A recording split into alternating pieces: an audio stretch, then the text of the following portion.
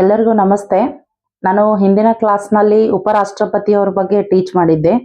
ಇವತ್ತಿನ ಕ್ಲಾಸ್ನಲ್ಲಿ ಕೇಂದ್ರ ಮಂತ್ರಿಮಂಡಲ ಮತ್ತು ಪ್ರಧಾನ ಮಂತ್ರಿಯವರ ಬಗ್ಗೆ ನಾನು ಈ ಕ್ಲಾಸ್ನಲ್ಲಿ ಹೇಳ್ಕೊಡ್ತೀನಿ. ನಾವು ಕೇಂದ್ರ ಕಾರ್ಯಾಂಗವನ್ನು ತೆಗೆದುಕೊಂಡಾಗ ರಾಷ್ಟ್ರಪತಿ, ಉಪರಾಷ್ಟ್ರಪತಿ, ಮಂತ್ರಿಮಂಡಲ ಹಾಗೂ ಅಟಾರ್ನಿ ಜನರಲ್ ಇವರೆಲ್ಲವನ್ನ ಒಳಗೊಂಡಿರುವುದಕ್ಕೆ ನಾವು ಕೇಂದ್ರ ಕಾರ್ಯಾಂಗ ಅಂತ ಹೇಳಿ ಕರಿತೀವಿ. ಈಗಾಗಲೇ ನಾವು ಅಟಾರ್ನಿ ಜನರಲ್ ಬಗ್ಗೆ ಹೇಳಿದ್ದೀನಿ, ರಾಷ್ಟ್ರಪತಿ, ಉಪರಾಷ್ಟ್ರಪತಿ ಅವ್ರ ಬಗ್ಗೆನೂ ಹೇಳಿದ್ದೀನಿ. ಮಂತ್ರಿಮಂಡಲ ಅಂತಂದ್ರೆ ಅಲ್ಲಿ ಪ್ರಮುಖವಾಗಿ ಯಾರು ಬರ್ತಾರೆ ಅಂತಂದ್ರೆ ಪ್ರಧಾನ ಮಂತ್ರಿ ಬರ್ತಾರೆ. ಯಾಕಂದ್ರೆ ಮಂತ್ರಿಮಂಡಲ ಅಂದ್ರೆ ಪ್ರಧಾನಿ ನೇತೃತ್ವದ ಮಂತ್ರಿಮಂಡಲ ಇರುತ್ತೆ. ಸೊ ಹೀಗಾಗಿ ಇವತ್ತಿನ ಒಂದು ಪ್ರಮುಖವಾದಂತಹ ಟಾಪಿಕ್ ಅಂದ್ರೆ ಕೇಂದ್ರ ಮಂತ್ರಿಮಂಡಲ. ಅದು ಯಾವ ರೀತಿಯಾಗಿ ಮಂತ್ರಿಮಂಡಲ ರಚನೆ ಆಗುತ್ತೆ, ಅಲ್ಲಿ ಮಂತ್ರಿಮಂಡಲದಲ್ಲಿ ಯಾವ ಯಾವ ದರ್ಜೆಯ ಸಚಿವರು ಇರ್ತಾರೆ, ಆ ಮಂತ್ರಿಮಂಡಲದ ನಾಯಕತ್ವವನ್ನು ಯಾರು ವಹಿಸ್ತಾರೆ ಅಂದ್ರೆ ಪ್ರಧಾನಿಯವರು ನಾಯಕತ್ವವನ್ನು ವಹಿಸಿರ್ತಾರೆ. ಅಂತಹ ಒಂದು ಪ್ರಧಾನಿಯ ಬಗ್ಗೆ ಎಕ್ಸಾಮ್ಗಳಲ್ಲಿ ಏನೇನು ಕ್ವಶನ್ಸ್ಗಳನ್ನು ಕೇಳಬಹುದು, ಮತ್ತು ಅವರ ಒಂದು ಸ್ಥಾನದ ಕುರಿತಾಗಿ ಪ್ರಧಾನ ಮಂತ್ರಿ ಹುದ್ದೆ ಅಂತಂದ್ರೆ ಒಂದು ಮಹತ್ವದ ಹುದ್ದೆ. ರಾಷ್ಟ್ರಪತಿಯವರು ನಾಮ ಮಾತ್ರ ಮುಖ್ಯಸ್ಥರಾಗಿದ್ದು ನೈಜ ಮುಖ್ಯಸ್ಥರು ಯಾರಾಗಿರ್ತಾರೆ ಅಂತಂದ್ರೆ ಪ್ರಧಾನ ಮಂತ್ರಿಯವರಾಗಿರ್ತಾರೆ. ರಾಷ್ಟ್ರಪತಿ ಕೇಂದ್ರ ಕಾರ್ಯಾಂಗದ ಎಲ್ಲಾ ಅಧಿಕಾರಗಳು ರಾಷ್ಟ್ರಪತಿಯವರ ಹೆಸರಿನಲ್ಲಿ ನಡೆದ್ರೂ ಕೂಡ ಯಾರ ಸಲಹೆ ಮೇರೆಗೆ ಅವರು ಕರ್ತವ್ಯ ನಿರ್ವಹಿಸ್ತಾರೆ ಅಂತಂದ್ರೆ ಪ್ರಧಾನ ಮಂತ್ರಿಯ ಸಲಹೆ ಮೇರೆಗೆನೆ ರಾಷ್ಟ್ರಪತಿಯವರು ಕೆಲಸವನ್ನ ಮಾಡ್ತಾರೆ. ಸೊ ಇದರಿಂದ ನಮ್ಗೆ ಗೊತ್ತಾಗುತ್ತೆ ಪ್ರಧಾನ ಮಂತ್ರಿ ಅಂತಂದ್ರೆ ಕೇಂದ್ರ ಕಾರ್ಯಾಂಗದ ನೈಜ ಮುಖ್ಯಸ್ಥ, ರಾಷ್ಟ್ರಪತಿಯವರು ನಾಮ ಮಾತ್ರ ಮುಖ್ಯಸ್ಥ ಅಂತೇಳಿ.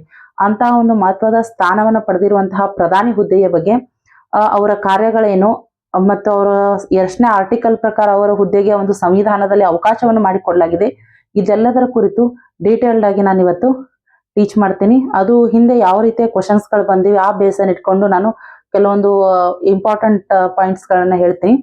ಸೊ ಇವತ್ತು ಕೇಂದ್ರ ಮಂತ್ರಿಮಂಡಲ ಹಾಗೂ ಪ್ರಧಾನ ಮಂತ್ರಿ ಇವೆರಡನ್ನು ನಾನು ಈ ಕ್ಲಾಸ್ನಲ್ಲಿ ಹೇಳ್ತೀನಿ. ಸೊ ಇವತ್ತು ಸ್ಟಾರ್ಟ್ ಮಾಡೋಣ. ಫಸ್ಟು ಮಂತ್ರಿಮಂಡಲ.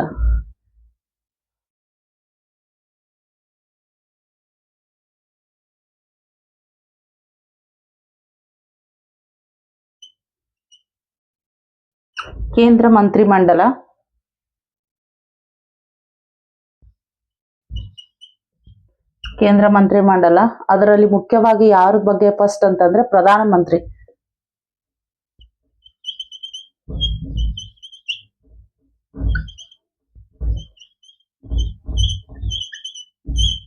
ಪ್ರೈಮ್ ಮಿನಿಸ್ಟರ್ ಬಗ್ಗೆ ಇವತ್ತು ನಾನು ನಿಮ್ಗೆ ಹೇಳ್ಕೊಡ್ತೀನಿ.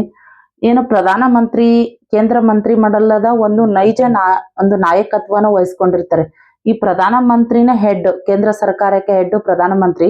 ಇವರು ನಾಯಕತ್ವದಲ್ಲೇನೆ ಕೇಂದ್ರ ಸರ್ಕಾರದ ಆಡಳಿತ ವ್ಯವಸ್ಥೆಗಳು ಜಾರಿಯಲ್ಲಿರುತ್ತೆ. ಯಾವ ಪಕ್ಷ ಒಂದು ಸ್ಪಷ್ಟ ಬಹುಮತವನ್ನ ಪಡೆದು ಕೇಂದ್ರದಲ್ಲಿ ಆಡಳಿತದ ಒಂದು ಅಧಿಕಾರಕ್ಕೆ ಬರುತ್ತೋ ಆ ಅಧಿಕಾರ ವಹಿಸ್ಕೊಂಡಂತ ಆ ಆಡಳಿತ ಪಕ್ಷದ ನಾಯಕ ಯಾರಾಗಿರ್ತಾರೆ ಅಂತಂದ್ರೆ ಪ್ರಧಾನ ಮಂತ್ರಿ ಆಗಿರ್ತಾರೆ.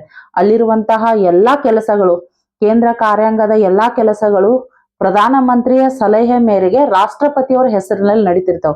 ಇವರು ಈ ರೀತಿಯಾಗಿ ಮಾಡುವಂತ ಸಲಹೆ ಸೂಚನೆಗಳು ನೀಡಿದಾಗಲೇ ರಾಷ್ಟ್ರಪತಿಯವರು ಕೆಲಸವನ್ನ ನಿರ್ವಹಿಸಬೇಕು. ಅಂತಹ ಒಂದು ಹುದ್ದೆ ಯಾವುದು ಅಂತಂದ್ರೆ ಪ್ರಧಾನ ಮಂತ್ರಿ. ಈ ಪ್ರಧಾನ ಮಂತ್ರಿಯನ್ನ ನೈಜ ನಾಯಕತ್ವ ಅಂತ ಹೇಳಿ ಕರೀತಾರೆ, ಒಂದು ಕಾರ್ಯಾಂಗದ ನೈಜ ಮುಖ್ಯಸ್ಥ ಅಂತ ಹೇಳಿ ಕರೀತಾರೆ. ಹಾಗಾಗಿ ಈ ಪ್ರಧಾನ ಮಂತ್ರಿ ಹುದ್ದೆಗೆ ಸಂವಿಧಾನದಲ್ಲಿ ಅವಕಾಶ ಮಾಡಿಕೊಟ್ಟಂತಹ ವಿಧಿ ಯಾವುದು ಅಂತಂದ್ರೆ 74 ಆರ್ಟಿಕಲ್. ಇದು ಎಕ್ಸಾಮ್ಗಳಲ್ಲಿ ಕೇಳಿರುವಂತ ಆರ್ಟಿಕಲ್ 74 ಕ್ಲಾಸ್ 1 ಆರ್ಟಿಕಲ್ ಪ್ರಕಾರ ಸಂವಿಧಾನದಲ್ಲಿ ಈ ಪ್ರಧಾನ ಮಂತ್ರಿಯ ಹುದ್ದೆಗೆ ಒಂದು ಅವಕಾಶ ಮಾಡಿಕೊಡಲಾಗಿದೆ. ಏನಂತ? ಹುದ್ದೆ ಪ್ರಧಾನ ಮಂತ್ರಿ ಹಾಗೂ ಪ್ರಧಾನ ಮಂತ್ರಿಯ ಸಲಹೆ ಮೇರೆಗೆ ಮಂತ್ರಿಮಂಡಲ ರಚನೆಯಾಗತಕ್ಕದ್ದು. ಹಾಗಾದ್ರೆ ಪ್ರಧಾನ ಮಂತ್ರಿ ಹುದ್ದೆಯ ಬಗ್ಗೆ ಹಾಗೂ ಇವರ ಸಲಹೆ ಮೇರೆಗೆ ಮಂತ್ರಿಮಂಡಲ ರಚನೆ ಆಗುತ್ತಕ್ಕದ್ದು ಎಂದು ತಿಳಿಸಿಕೊಡುವಂತಹ ವಿಧಿ ಅಥವಾ ಆರ್ಟಿಕಲ್ ಯಾವುದು ಅಂತಂದ್ರೆ 74 ಆರ್ಟಿಕಲ್ ಕ್ಲಾಸ್ 1. ಯಾಕಂತಂದ್ರೆ ಇದಕ್ಕೆ ಸಂವಿಧಾನದಲ್ಲಿ ಅವಕಾಶ ಮಾಡಿಕೊಡಲಾಗಿದೆ, ಹುದ್ದೆ ಹಾಗೂ ಮಂತ್ರಿಮಂಡಲ.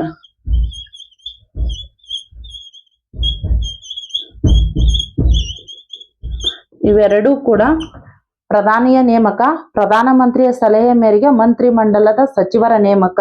ಇದನ್ನ ತಿಳಿಸಿಕೊಡುವಂತ ಆರ್ಟಿಕಲ್ ಯಾವುದು ಅಂದ್ರೆ 74 ಕ್ಲಾಸ್ 1.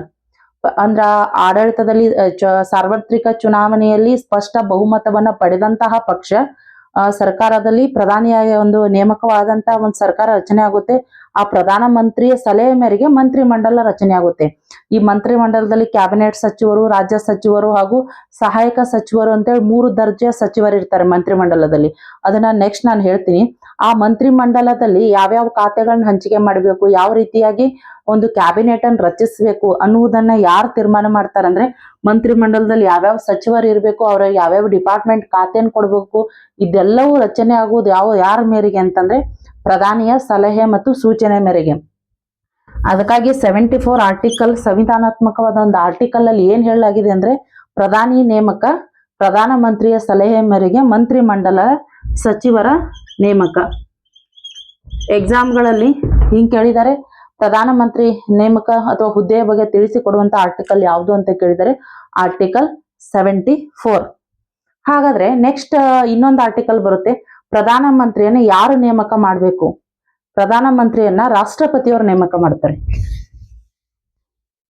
ನೆಕ್ಸ್ಟ್ ಪ್ರಧಾನಿಯ ನೇಮಕದ ಬಗ್ಗೆ, ಇವರನ್ನ ನೇಮಕ ಮಾಡುವರು 75 ಆರ್ಟಿಕಲ್ ಕ್ಲಾಸ್ 1.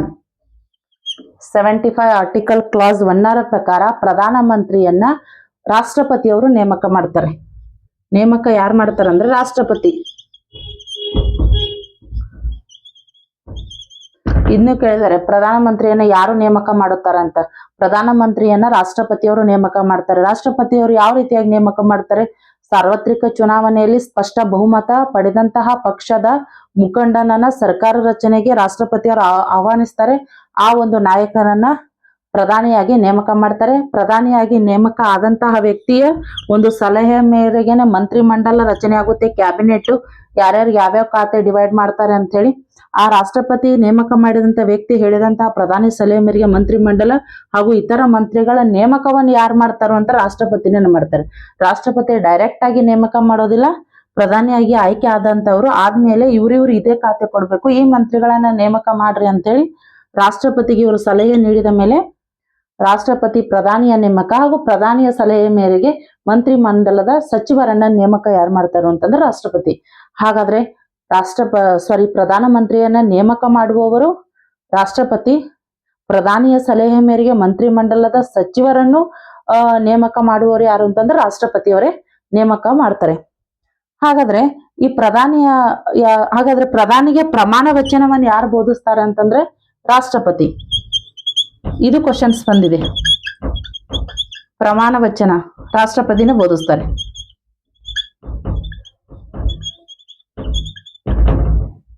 ರಾಷ್ಟ್ರಪತಿಯವರು ಬೋಧಿಸ್ತಾರೆ. 74 ಆರ್ಟಿಕಲ್ ಸಂವಿಧಾನದಲ್ಲಿ 74 ಆರ್ಟಿಕಲ್ ಪ್ರಧಾನಮಂತ್ರಿಯ ಹುದ್ದೆಗೆ ಒಂದು ಅವಕಾಶ ಮಾಡಿಕೊಟ್ಟಂತ ವಿಧಿ. 75 ಆರ್ಟಿಕಲ್ ಪ್ರಕಾರ ಪ್ರಧಾನಮಂತ್ರಿಯವರನ್ನ ರಾಷ್ಟ್ರಪತಿಯವರು ನೇಮಕ ಮಾಡ್ತಾರೆ. ರಾಷ್ಟ್ರಪತಿಯವರು ಇತರ ಮಂತ್ರಿಗಳನ್ನ ಪ್ರಧಾನಮಂತ್ರಿಯ ಸಲಹೆ ಮೇರೆಗೆ ಆಯ್ಕೆ ಮಾಡ್ಕೊಂತಾರೆ.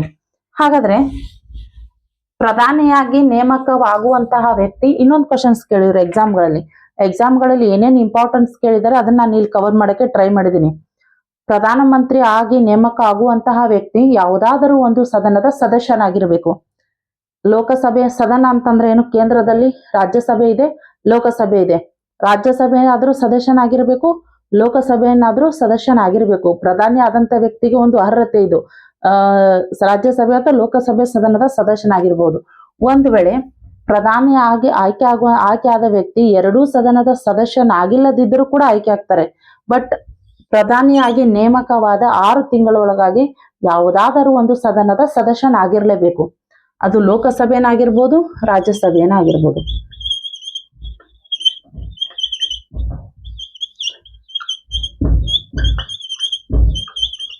ಇದು ಬಹಳ ಇಂಪಾರ್ಟೆಂಟ್. ಒಬ್ಬ ಪ್ರಧಾನಿಯಾಗಿ ಆಯ್ಕೆ ಆಗುವಂತ ನೇಮಕವಾದಂತಹ ವ್ಯಕ್ತಿ ಯಾವುದಾದ್ರೂ ಒಂದು ಸದನದ ಸದಸ್ಯನಾಗಿರಬೇಕು. ಒಂದು ವೇಳೆ ಯಾವುದೂ ಸದನದ ಸದಸ್ಯನಲ್ಲದಿದ್ದರೂ ಕೂಡ ಪ್ರಧಾನಿಯಾಗಿ ನೇಮಕವಾಗಬಹುದು. ಪ್ರಧಾನಿಯಾಗಿ ನೇಮಕವಾದ ಬಳಿಕ 6 ತಿಂಗಳ ಒಳಗಾಗಿ ಯಾವುದಾದ್ರೂ ಒಂದು ಸದನದ ಸದಸ್ಯತ್ವವನ್ನು ಪಡ್ಕೋಬೇಕು. ಅದು ಲೋಕಸಭೆನಾದ್ರೂ ಆಗಿರ್ಬೋದು, ರಾಜ್ಯಸಭೆನಾದ್ರೂ ಆಗಿರ್ಬೋದು. ಹೀಗೆ ಆಯ್ಕೆ ಆದಂತಹ ವ್ಯಕ್ತಿ ಪ್ರಧಾನಿಗೆ ಅಧಿಕಾರಾವಧಿ ಎಷ್ಟು ಅಂತಂದ್ರೆ 5 ವರ್ಷ ಅಧಿಕಾರಾವಧಿ. 5 ವರ್ಷ. ಇದು ಕೂಡ ಎಕ್ಸಾಮ್ಗಳಲ್ಲಿ ಕೇಳಿರುವಂತ ಕ್ವಶನ್. ಪ್ರಧಾನಿಯ ಅಧಿಕಾರಾವಧಿ ಎಷ್ಟು? 5 ವರ್ಷ. 5 ವರ್ಷಕ್ಕಿಂತ ಮೊದಲೇ ತೆಗೆದು ಹಾಕಬಹುದಾ? ಹೌದು. ಪ್ರಧಾನಮಂತ್ರಿ ಡೈರೆಕ್ಟ್ ಆಗಿ ಲೋಕಸಭೆಗೆ ಇರ್ತಾನೆ. ಮಂತ್ರಿಮಂಡಲ ಸಾಮೂಹಿಕವಾಗಿ ಯಾವುದಕ್ಕೆ ಜವಾಬ್ದಾರಿ ಆಗಿರ್ತತಿ ಅಂತಂದ್ರೆ ಲೋಕಸಭೆಗೆ ಜವಾಬ್ದಾರಿ ಆಗ್ತದೆ. ಲೋಕಸಭೆಯಲ್ಲಿ ವಿಶ್ವಾಸವನ್ನು ಕಳೆದುಕೊಂಡಿತು ಅಂದ್ರೆ ಮಂತ್ರಿಮಂಡಲ ವಜಾ ಆಗ್ತದೆ. ಆಗ ಸರ್ಕಾರ ಬಿದ್ದು ಹೋಗ್ತದೆ. ಯಾವತ್ತು ಸ್ಪಷ್ಟ ಬಹುಮತ ಇಲ್ಲದೆ ಇರುವಂತಹ ಸರ್ಕಾರವನ್ನ ರಚಿಸಲಿಕ್ಕೆ ಸಾಧ್ಯವಿಲ್ಲ. ಪ್ರಧಾನಮಂತ್ರಿ ಅಧಿಕಾರಾವಧಿ 5 ವರ್ಷ. ಮಧ್ಯದಲ್ಲಿ ಲೋಕಸಭೆಯನ್ನು ವಿಸರ್ಜಿಸುವಂತ ಸಂದರ್ಭ ಬಂತು ಅಂತಂದ್ರೆ ಪ್ರಧಾನಮಂತ್ರಿಯನ್ನು ಒಳಗೊಂಡ ಮಂತ್ರಿ ಮಂಡಲನು ಕೂಡ ಅಧಿಕಾರದಲ್ಲಿ ಇರೋದಿಲ್ಲ. ಆಗ ಸರ್ಕಾರ ಪತನವಾಗುತ್ತೆ. ನೆಕ್ಸ್ಟ್ ಎಲೆಕ್ಷನ್ ಅನೌನ್ಸ್ ಆಗ್ಬೇಕಾಗುತ್ತೆ. ಆದ್ರೂ ಕೂಡ ಇವರ ಅಧಿಕಾರಾವಧಿ 5 ವರ್ಷ.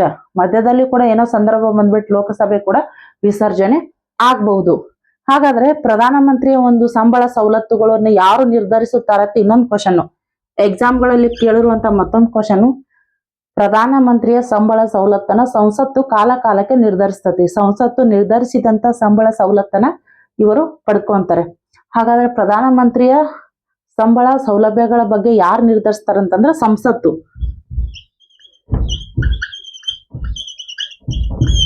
ಸಂಸತ್ತು ಇವರ ಸಂಬಳ ಎಷ್ಟಿರ್ಬೇಕು, ಏನೇನಿರ್ಬೇಕು ಅಂತೇಳಿ ನಿರ್ಧರಿಸ್ತತಿ. ಈ ಕಾಲಕ್ಕೆ ಏನು ಸಂಸತ್ತು ನಿರ್ಧರಿಸ್ತತೋ ಆ ಒಂದು ಸಂಬಳ ಸವಲತ್ತನ್ನ ಇವರು ಪಡ್ಕೊಂತಾರೆ. ಹಾಗಾದ್ರೆ ಈ ಪ್ರಸ್ತುತ ಭಾರತದ ಪ್ರಧಾನಮಂತ್ರಿ ಯಾರು ಅಂತಂದ್ರೆ ಎಲ್ಲರಿಗೂ ಗೊತ್ತಿರೋದೆ ನರೇಂದ್ರ ಮೋದಿ ಅವರು.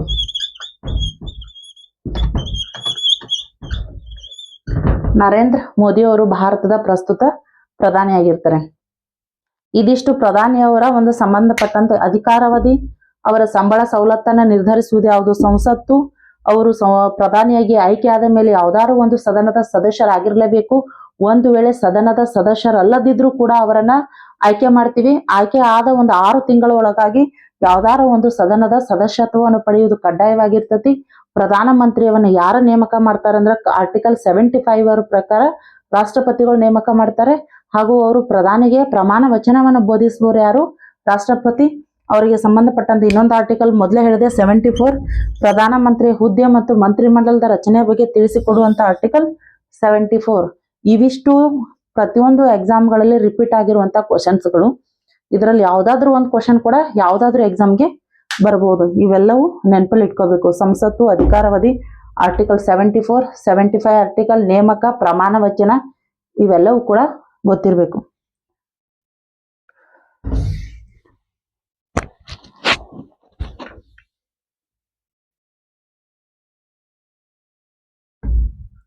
ನೆಕ್ಸ್ಟ್, ಪ್ರಧಾನಮಂತ್ರಿ ಇಂತ ಒಂದು ನೈಜ ಮುಖ್ಯಸ್ಥ ಸ್ಥಾನದಲ್ಲಿರುವಂತಹ ಪ್ರಧಾನಮಂತ್ರಿ ಏನೇನ್ ಅವ್ರ ಕಾರ್ಯಗಳನ್ನ ಮಾಡ್ಬೇಕು, ಏನೇನ್ ಕಾರ್ಯಗಳು ಇಂಪಾರ್ಟೆಂಟ್ ಕಾರ್ಯಗಳು ಏನೇನಿದಾವೆ ಅನ್ನೋದನ್ನ ಈಗ ನೋಡೋಣ ನಾವು.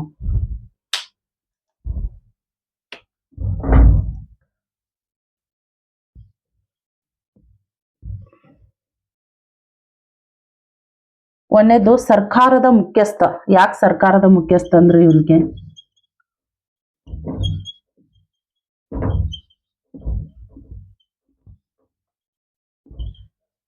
ಸರ್ಕಾರದ ಮುಖ್ಯಸ್ಥ, ನಾನು ಮೊದಲೇ ಹೇಳಿದಂಗೆ ಇವರು ನೈಜ ಮುಖ್ಯಸ್ಥ, ರಾಷ್ಟ್ರಪತಿಯವರು ನಾಮಮಾತ್ರ ಮುಖ್ಯಸ್ಥ ಅಂತೇಳಿ.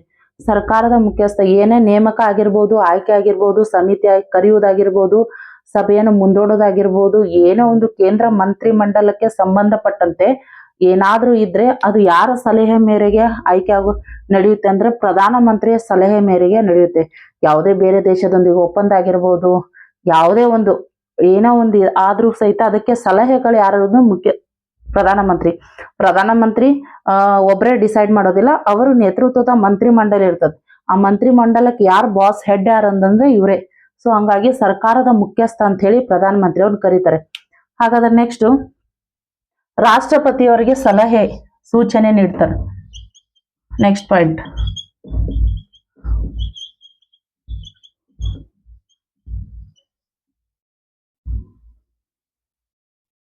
ಸಲಹೆ ಸೂಚನೆ. ಯಾಕಂದ್ರೆ ರಾಷ್ಟ್ರಪತಿಗೆ ಎಲ್ಲ ಅಧಿಕಾರಗಳಿರುವುದು ರಾಷ್ಟ್ರಪತಿಗೆ. ಇದು ನಮ್ಗೆಲ್ಲ ಗೊತ್ತಿರೋದು. CAG ನೇಮಕ ಮಾಡುವವರು ರಾಷ್ಟ್ರಪತಿ, ಅಟಾರ್ನಿ ಜನರಲ್ ನೇಮಕ ಮಾಡುವವರು ರಾಷ್ಟ್ರಪತಿ, ಎಲ್ಲಾ ರಾಜ್ಯಗಳ ರಾಜ್ಯಪಾಲರನ್ನ ನೇಮಕ ಮಾಡುವವರು ರಾಷ್ಟ್ರಪತಿ, ಆಮೇಲೆ ಚುನಾವಣಾ ಆಯುಕ್ತರನ್ನ ನೇಮಕ ಮಾಡೋರು ರಾಷ್ಟ್ರಪತಿ. ಎಲ್ಲ ಒಂದು ಸುಪ್ರೀಂ ಕೋರ್ಟ್ ನ ಮುಖ್ಯ ನ್ಯಾಯಮೂರ್ತಿಗಳು ಎಲ್ಲಾನು ಬಂದ್ರು. ಏನ್ ಪ್ರಮುಖ ಹುದ್ದೆಗಳಿದಾವಲ್ಲ, ಮಹಾದಂಡ ನಾಯಕರು ಅಂತ ಹೇಳಿ ಕರೀತಾರೆ ರಾಷ್ಟ್ರಪತಿಗಳು. ಭೂಸೇನಾ, ವಾಯುಸೇನಾ, ನೌಕಾಸೇನಾ, ಇವು 3 ಒಂದು ಮಹಾದಂಡ ನಾಯಕರನ್ನ ನೇಮಕ ಮಾಡುವುದು ಕೂಡ ಯಾರ್ದು ಅಂತಂದ್ರೆ ರಾಷ್ಟ್ರಪತಿ. ಇವೆಲ್ಲ ರಾಷ್ಟ್ರಪತಿ ಮುಖ್ಯಸ್ಥರನ್ನ ನೇಮಕ ಮಾಡ್ಬೇಕಾದ್ರೆ ಡೈರೆಕ್ಟ್ ಆಗಿ ನೇಮಕ ಮಾಡುವುದಿಲ್ಲ, ರಾಷ್ಟ್ರಪತಿ ಯಾರ ಪ್ರಧಾನಮಂತ್ರಿ ಸಲಹೆ ಮೇರೆಗೆ. ಅದಕ್ಕಾಗಿ ರಾಷ್ಟ್ರಪತಿಯವರಿಗೆ ಸಲಹೆ ಸೂಚನೆ ನೀಡುವುದು ಮುಖ್ಯ ಇವರ ಕಾರ್ಯ. ಇವರನ್ನ ನೇಮಕ ಮಾಡ್ರಿ ಪ್ರತಿಯೊಂದು ಹುದ್ದೆಗೆ ಯಾರು ನೇಮಕ ಮಾಡಬೇಕು ಅವರಿಗೆ ಸಲಹೆ ಸೂಚನೆ ನೀಡುವುದು. ಆಮೇಲೆ ಕ್ಯಾಬಿನೆಟ್ ಆಯೋಗ ತೆಗೆದುಕೊಂಡ ಸಲಹೆಗಳು ಏನೇನಿದಾವೆ, ಏನೇನ್ ಡಿಸ್ಕಸ್ ಮಾಡಿದೀವಿ ಅಂತ ರಾಷ್ಟ್ರಪತಿಗೆ ನೀಡುವುದು. ಸರ್ಕಾರದ ಆಗು ಹೋಗುಗಳ ಬಗ್ಗೆ ಸೂಚನೆ ಸಲಹೆಗಳನ್ನ ಕೊಡುವುದು ಯಾರ ಕರ್ತವ್ಯ ಅಂತಂದ್ರೆ ಪ್ರಧಾನಮಂತ್ರಿಯವರ ಕರ್ತವ್ಯ. ಪ್ರಧಾನಿಯ ಎರಡನೇ ಕಾರ್ಯ ಯಾವುದು ಅಂದ್ರೆ ಪ್ರಮುಖವಾದದ್ದು ರಾಷ್ಟ್ರಪತಿಗೆ ಸಲಹೆ ಮತ್ತು ಸೂಚನೆಯನ್ನ ನೋಡುವುದು. ಮೂರನೇದು ಮಂತ್ರಿ ಮಂಡಲ ರಚನೆ.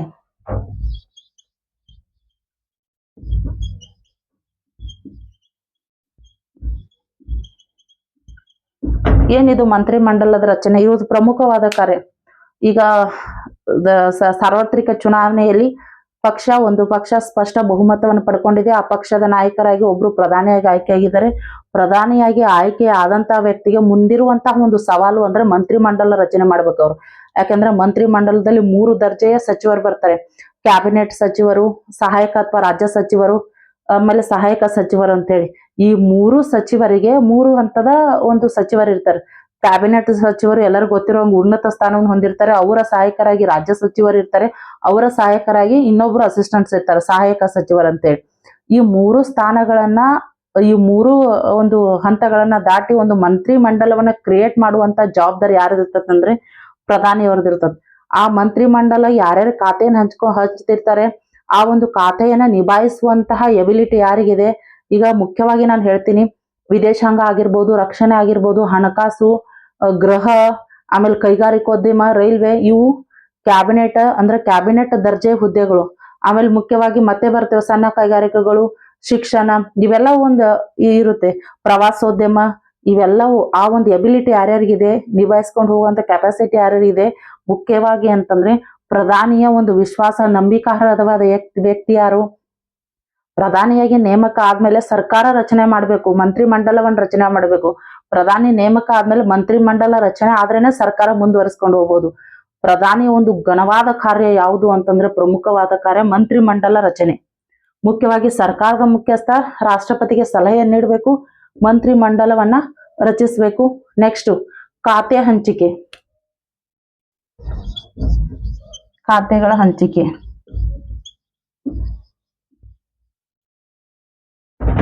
ಕೇಂದ್ರದಲ್ಲಿ ರಾಜ್ಯದಿಂದನೂ ಇರ್ತವೆ. ಈಗ ಲೋಕಸಭೆ ರಚನೆ ಆಗ್ಬೇಕಂದ್ರೆ ಕರ್ನಾಟಕದಿಂದ 28 ಲೋಕಸಭಾ ಸ್ಥಾನಗಳು, 12 ರಾಜ್ಯಸಭಾ ಸ್ಥಾನಗಳು ಇದಾವೆ. ಎಲ್ಲಾ ರಾಜ್ಯಗಳಿಗೂ ಸ್ವಲ್ಪ ಸಮಾನತೆಯನ್ನ ದೊರಕಿಸ್ಕೊಡ್ಬೇಕು.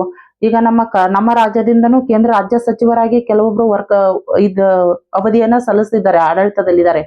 ಹಾಗೆ ಎಲ್ಲರಿಗೂ ಸಮಾನ ಅವಕಾಶಗಳನ್ನ ಕೊಡ್ಬೇಕು, ಖಾತೆಗಳನ್ನ ಹಂಚಿಕೆ ಮಾಡ್ಬೇಕು.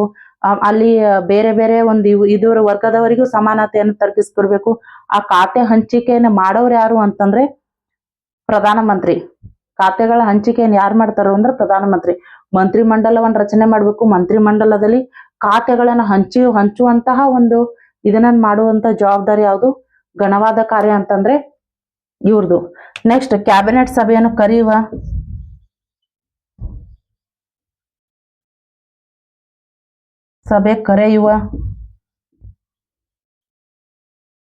ಕರೆಯುವ ಮುಂದೂಡುವ,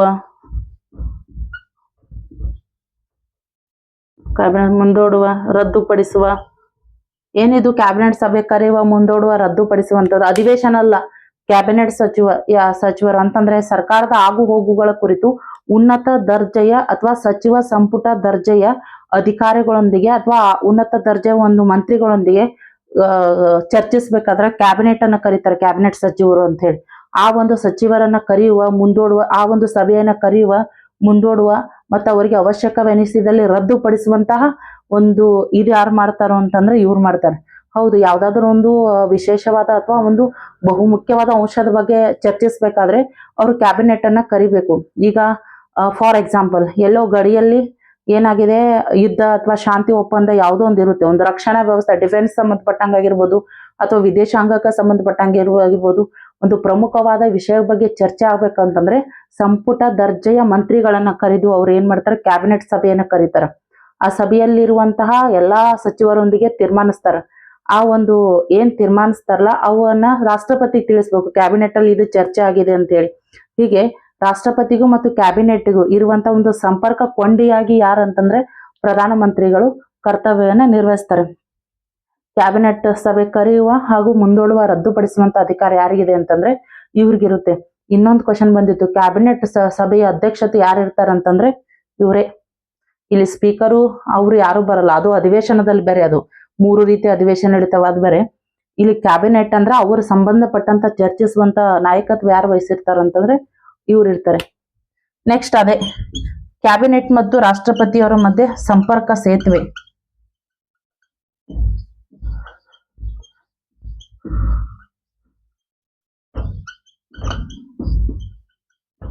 ನಡುವೆ ಸಂಪರ್ಕವನ್ನು ಕಲ್ಪಿಸ್ತಾರೆ ಇವರು. ಕಲ್ಪಿಸುವುದು. ಇಲ್ಲಿ ಕ್ಯಾಬಿನೆಟ್ ಸಭೆಗೆ ರಾಷ್ಟ್ರಪತಿ ಅವರನ್ನ ಆಹ್ವಾನಿಸಿರೋದಿಲ್ಲ. ಕ್ಯಾಬಿನೆಟ್ ಅಲ್ಲಿ ಏನ್ ಚರ್ಚೆ ಆಯ್ತು, ಈ ರೀತಿಯಾಗಿ ನಾವು ಡಿಸೈಡ್ ಮಾಡಿದ್ವಿ, ಉನ್ನತ ಹಂತದ ಮಂತ್ರಿಗಳ ಜೊತೆ ಚರ್ಚೆ ಮಾಡಿದ್ವಿ, ಇಲ್ಲಿ ಏನ್ ನಡೀತು ಅನ್ನೋದನ್ನ ರಾಷ್ಟ್ರಪತಿ ಅವರು ತಿಳಿಸ್ತಾರೆ. ಯಾರು ತಿಳಿಸ್ತಾರೆ? ಇಲ್ಲಿ ಬಂದಿರುವಂತಹ ಹಾಜರಾಗಿರುವಂತಹ ಮಂತ್ರಿಗಳು ತಿಳಿಸೋದಿಲ್ಲ. ಮುಖ್ಯವಾಗಿ ಯಾರು ನಾಯಕತ್ವವನ್ನು ವಹಿಸುತ್ತಾರೆ? ಪ್ರಧಾನಿ.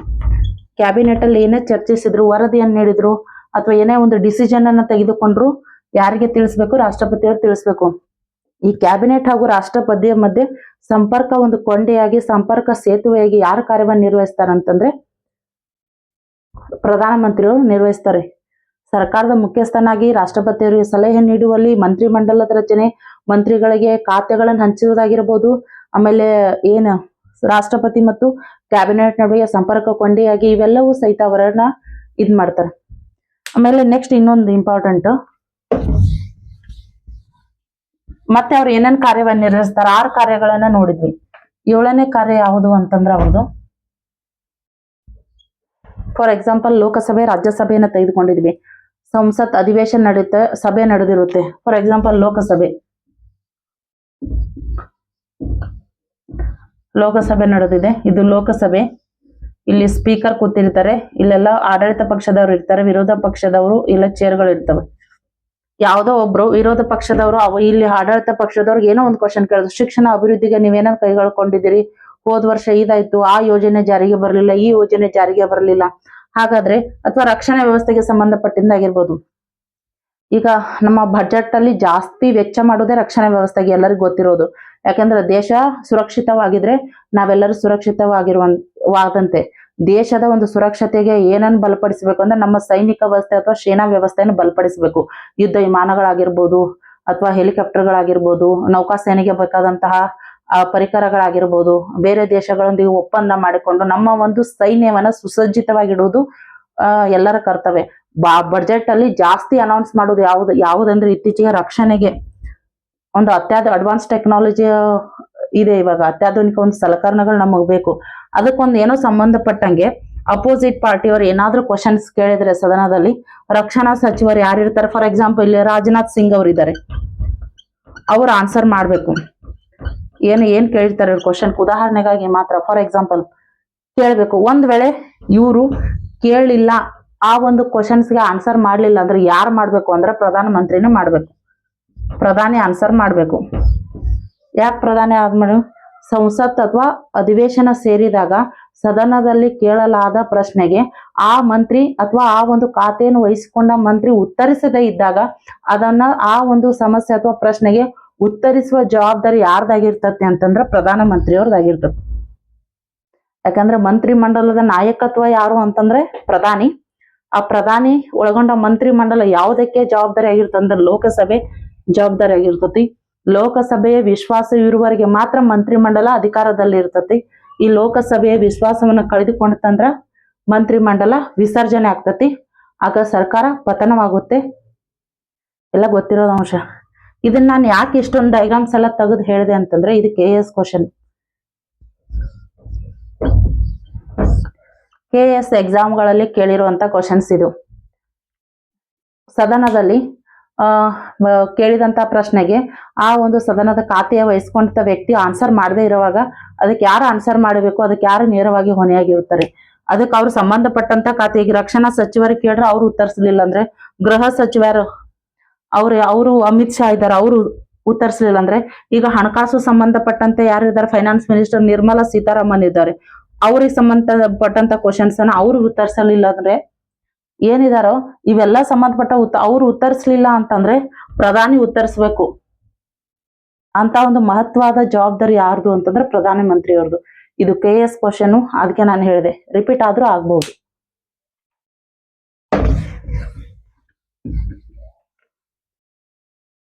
ಇಂಥ ಒಂದು ಮಹತ್ವ ಒಂದು ಖಾತೆಗಳ ಹಂಚಿಕೆ ಆಯ್ತು, ಇದ್ ಮಾಡಿದ್ರು, ಸದನದಲ್ಲಿ ಉದ್ಭವಿಸುವಂತ ಪ್ರತಿಯೊಂದು ಪ್ರಶ್ನೆಗಳಿಗೆ ಇದಾಗಬೇಕು. ನೆಕ್ಸ್ಟ್ ಅಂತಾರಾಷ್ಟ್ರೀಯ ವಿಷಯಗಳು ಅಂತ ಹೇಳಿ ಬರ್ತವೆ. 8ನೇದು ಇವರ ಕಾರ್ಯ ಅಂತಾರಾಷ್ಟ್ರೀಯ ವಿಷಯಗಳಿಗೆ ಸಂಬಂಧಪಟ್ಟಂತೆ.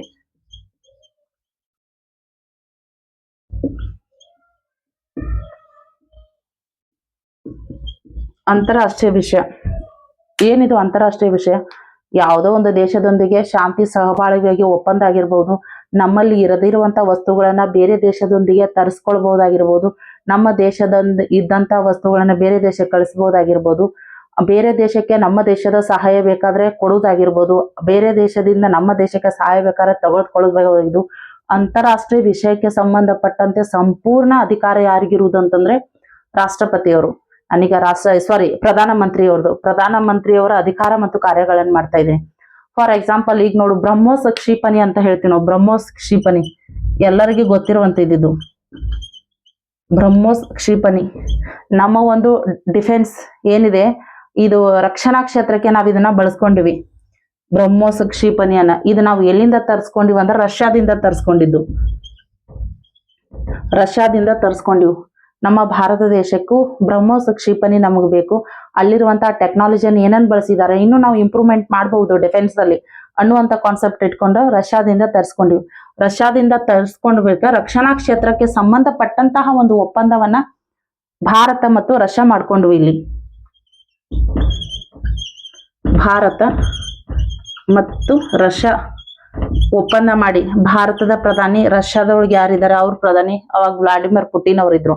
ಆ ಒಂದು ಒಪ್ಪಂದವನ್ನ ಮಾಡ್ಕೊಂಡು ಈ ಬ್ರಹ್ಮೋಸ್ ಕ್ಷಿಪಣಿಯನ್ನ ಭಾರತದ ತರಿಸ್ಕೊಂಡ್ರು. ಆ ಒಪ್ಪಂದ ಆಗ್ಬೇಕಾದ್ರೆ ಇಂತಿಷ್ಟು ಅವಧಿವರೆಗೆ ನಿಮ್ಮ ಒಂದು ಟೆಕ್ನಾಲಜಿ, ನಿಮ್ಮ ಒಂದು ಕ್ಷಿಪಣಿಗಳು ನಮಗ್ ಬೇಕು, ಅದೆಲ್ಲ ಒಪ್ಪಂದ ಮಾಡ್ಕೊಂಡ್ರು. ಈ ಒಪ್ಪಂದ ಮಾಡ್ಕೋಬೇಕಾದ್ರೆ ಈ ಮಾತುಕತೆ ನಡೆಸಬೇಕಾದವ್ರು ಯಾರು ಅಂತಂದ್ರೆ ಪ್ರಮುಖವಾದ ಜವಾಬ್ದಾರಿ ಪ್ರಧಾನ ಮಂತ್ರಿ ಹೋದು. ಅಂತಾರಾಷ್ಟ್ರೀಯ ಒಂದು ವಿಷಯಕ್ಕೆ ಸಂಬಂಧಪಟ್ಟಂತೆ ಬೇರೆ ದೇಶದೊಳಗೆ ರಾಷ್ಟ್ರಗಳ ಮಧ್ಯೆ ಸಂಬಂಧ, ಶಾಂತಿ ಸಹಬಾಳ್ವೆಯನ್ನು ಕಾಪಾಡುವುದು ಯಾರ ಕರ್ತವ್ಯ ಅಂತಂದ್ರೆ ಪ್ರಧಾನ ಮಂತ್ರಿಯವರ ಕರ್ತವ್ಯ. ಈ ಬ್ರಹ್ಮೋಸ್ ಬಗ್ಗೆನೂ ಕ್ವಶನ್ಸ್ ಕೇಳಿದ್ದಾರೆ. ಬ್ರಹ್ಮೋಸ್ ಈ ಹೆಸರು ಬಂತು, ಭಾರತದ ಬ್ರಹ್ಮಪುತ್ರ ನದಿ ರಷ್ಯಾದ ಮಾಸ್ಕೋ ನದಿ ಸೇರ್ಬಿಟ್ಟು ಬ್ರಹ್ಮೋಸ್ ಅಂತ ಹೆಸರು ಬಂದಿದ್ದು.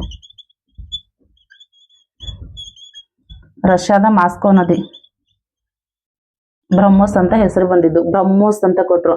ಹೀಗೆ ದೇಶಗಳೊಂದಿಗೆ ಒಪ್ಪಂದವನ್ನು ಮಾಡ್ಬೇಕಾದ್ರೆ ಅಂತಾರಾಷ್ಟ್ರೀಯ ವಿಷಯಗಳಿಗೆ ಸಂಬಂಧಪಟ್ಟಂತೆ ಪ್ರಮುಖವಾದ ಕಾರ್ಯ ಯಾರ್ದು ಅಂತಂದ್ರೆ ಪ್ರಧಾನ ಮಂತ್ರಿಯವ್ರದ್ದು. ನೆಕ್ಸ್ಟ್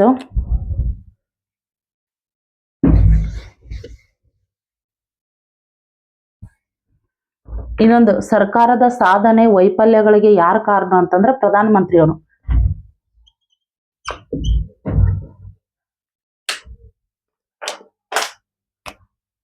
ಸರ್ಕಾರದ ಸಾಧನೆ ಮತ್ತು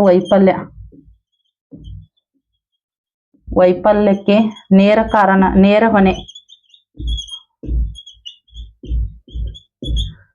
ಅಂತಂದ್ರೆ 9ನೇ ಕಾರ್ಯ. ನೇರ ಹೊಣೆ ಅಂತಂದ್ರೆ ಯಾರು ಅಂದ್ರೆ ಪ್ರಧಾನ ಮಂತ್ರಿಯವರು.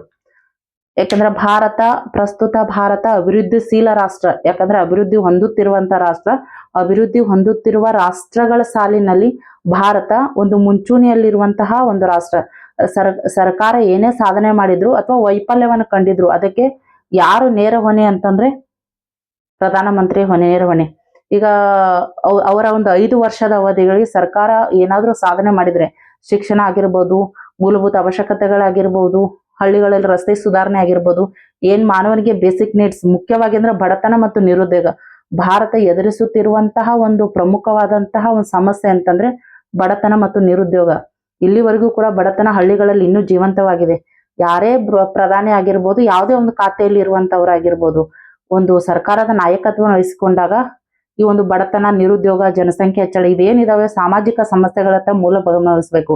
ಆ ಮೂಲಭೂತ ಸಮಸ್ಯೆಗಳನ್ನ ಹೋಗ್ಲಾಡ್ಸಿದ್ರೆ ಮಾತ್ರ ಸರ್ಕಾರ ಒಂದಂಗೆ. ಅವರ ಅವಧಿಯಲ್ಲಿ ಏನಾದ್ರೂ ಸಾಧನೆ ಆಗಿದ್ರು ಅವ್ರಿಗೆ ಕ್ರೆಡಿಟ್ ಸಲ್ತತಿ. ಒಂದ್ ವೇಳೆ ಸಾಧನೆ ಆಗಿಲ್ಲ, ವೈಫಲ್ಯ ಆಗಿದ್ರು ಅವರೇ ನೇರ ಹೊಣೆಯನ್ನು ಹೊಂದಿರ್ತಾರೆ. ಸಾಧನೆ ಆಗಿದ್ರೆ ನೆಕ್ಸ್ಟ್ ಮತ್ತೆ ಎಲೆಕ್ಷನ್ ಅನೌನ್ಸ್ ಆದಾಗ ಅವ್ರ ಸರ್ಕಾರನೇ ಆರ್ಸಿ ಬರುತ್ತೆ. ಅಂದ್ರೆ ಮತವನ್ನ ಜಾಸ್ತಿ ಜನ ವೋಟ್ ಹಾಕ್ತಾರೆ. ಒಂದ್ ವೇಳೆ ವೈಫಲ್ಯ ಆಗಿದ್ರೆ ಅವರು ಮತ್ತೆ ಚುನಾವಣೆಯಲ್ಲಿ ಗೆಲ್ಲಲಿಕ್ಕೆ ಸಾಧ್ಯ ಇಲ್ಲ. ಸರ್ಕಾರದ ಒಂದು ಸಾಧನೆ ಮತ್ತು ವೈಫಲ್ಯಕ್ಕೆ ಯಾರು ನೇರ ಹೊಣೆ ಅಂತಂದ್ರೆ ಪ್ರಧಾನಮಂತ್ರಿಗಳೇ ನೇರ ಹೊಣೆಯಾಗಿರ್ತಾರೆ.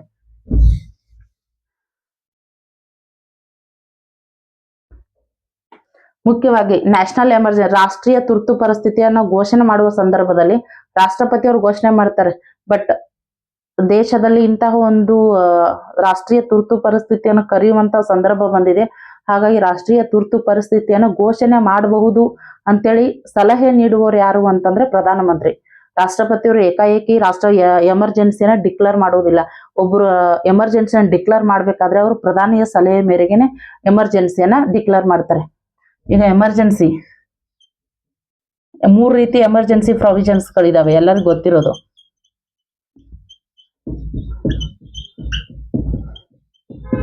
ಪ್ರಾವಿಷನ್ಸ್ 3 ರೀತಿ ಎಮರ್ಜೆನ್ಸಿ ಪ್ರಾವಿಷನ್ ಇರ್ತಾರೆ. ರಾಷ್ಟ್ರೀಯ ತುರ್ತು ಪರಿ ನೋಡೋಣ, ನ್ಯಾಷನಲ್ ಎಮರ್ಜೆನ್ಸಿ.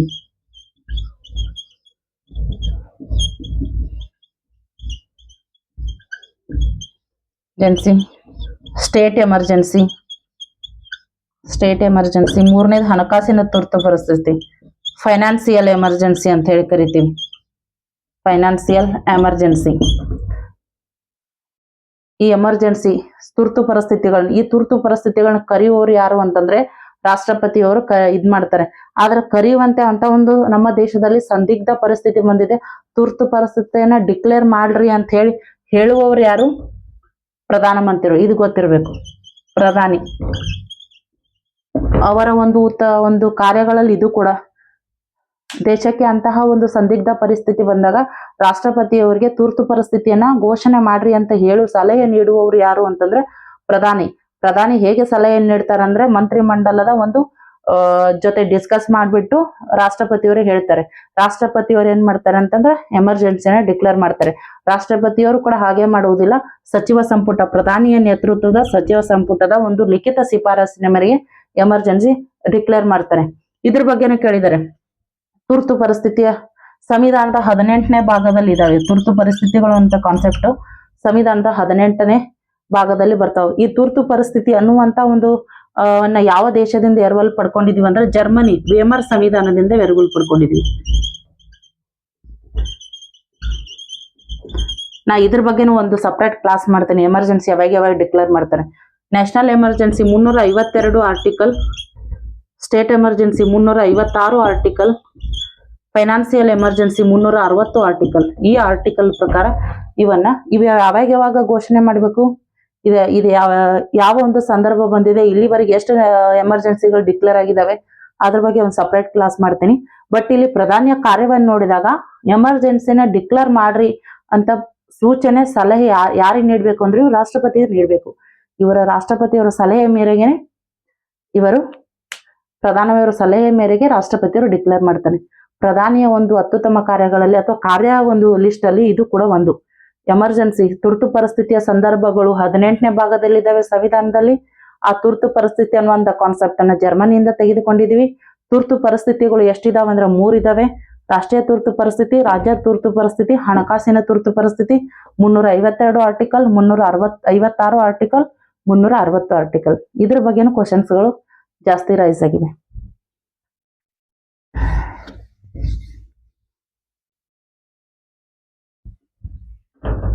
ನೆಕ್ಸ್ಟ್ ಇಷ್ಟೆಲ್ಲ ಕಾರ್ಯಗಳದು. ಇನ್ನೇನ್ ಕಾರ್ಯಗಳಿದಾವೆ? ಆಮೇಲೆ ಕೆಲವೊಂದು ಆಯೋಗಗಳ ಒಂದು ಅಧ್ಯಕ್ಷರನ್ನ ನೇಮಿಸುವಂತ ಅಧಿಕಾರ, ನೀತಿ ಆಯೋಗ ಆಗಿರ್ಬೋದು, ರಾಷ್ಟ್ರೀಯ ಭಾವೈಕ್ಯತಾ ಮಂಡಳಿ ಆಗಿರ್ಬೋದು, ಆಮೇಲೆ ನೀತಿ ಆಯೋಗ, ರಾಷ್ಟ್ರೀಯ ಭಾವೈಕ್ಯತಾ ಮಂಡಳಿ, ರಾಷ್ಟ್ರೀಯ ಅಭಿವೃದ್ಧಿ ಮಂಡಳಿ, ಇವುಗಳ ಅಧ್ಯಕ್ಷರಾಗಿ ಯಾರನ್ನ ನೇಮಿಸ್ತಾರಂತಂದ್ರೆ ಪ್ರಧಾನಿ ಅವರನ್ನ ನೇಮಿಸ್ತಾರೆ. ನೀತಿ ಆಯೋಗ ನಿಮ್ಗೆ ಗೊತ್ತಿರ್ಬೋದು. ಈ ನೀತಿ ಆಯೋಗದ ಬಗ್ಗೆ ಕೆಲವೊಂದಿಷ್ಟು ಕ್ವಶನ್ಗಳು ಬಂದಿವೆ. ನೀತಿ ಆಯೋಗ ಯೋಜನಾ ಆಯೋಗ ಹೋದ್ಮೇಲೆ ನೀತಿ ಆಯೋಗ ಬಂತು 2015ರಲ್ಲಿ. ಇದು 15-16 ಆಕ್ಚುಲಿ ಅಷ್ಟೊಂದು ನೆನಪಾಗ್ತಿಲ್ಲ, 15ರಲ್ಲಿ ಬಂತು. ಈ ನೀತಿ ಆಯೋಗದ್ದು ಫುಲ್ ಫಾರ್ಮ್ ಕೇಳಿದ್ರು. National institution for transforming India. ನೀತಿ ಅಂತ ಹೇಳಿ ಕರಿತೀವಿ. National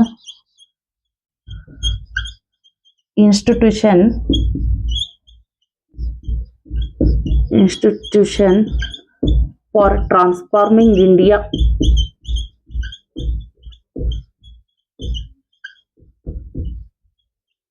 farming India. ಈ ನೀತಿ ಆಯೋಗದ ಅಧ್ಯಕ್ಷರನ್ನ ಯಾರು ನೇಮಕ ಮಾಡ್ತಾರಂದ್ರೆ ಪ್ರಧಾನ ಮಂತ್ರಿಯವ್ರು ನೇಮಕ ಮಾಡ್ತಾರೆ. ನೀತಿ ಆಯೋಗದ್ದು, ಆಮೇಲೆ ರಾಷ್ಟ್ರೀಯ ಭಾವೈಕ್ಯತಾ ಮಂಡಳಿದು, ರಾಷ್ಟ್ರೀಯ ಅಭಿವೃದ್ಧಿ ಮಂಡಳಿ, ಇವುಗಳನ್ನೆಲ್ಲ ಅಧ್ಯಕ್ಷರನ್ನ ನೇಮಕ ಮಾಡುವಂತ ಒಂದು ಕಾರ್ಯ ಯಾರ್ದು ಅಂತಂದ್ರೆ ಪ್ರಧಾನ ಮಂತ್ರಿಯವ್ರದ್ದು.